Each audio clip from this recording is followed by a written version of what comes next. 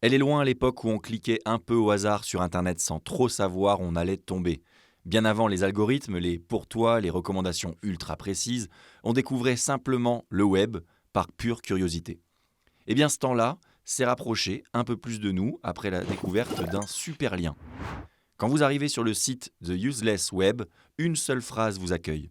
Emmenez-moi sur un site web inutile, s'il vous plaît. Et juste en dessous, un gros bouton rose.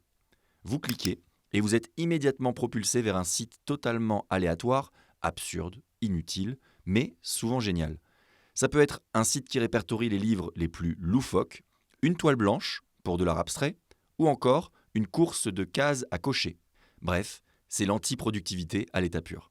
Mais derrière cette façade absurde, il y a une vraie démarche. Redonner au web sa part de hasard et de folie.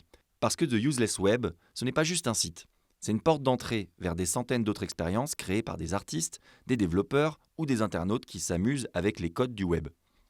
Ce projet a été lancé par un développeur britannique, Tim Holman, un créatif connu pour ses mini-projets interactifs et absurdes. En 2012, il s'est posé une question toute simple.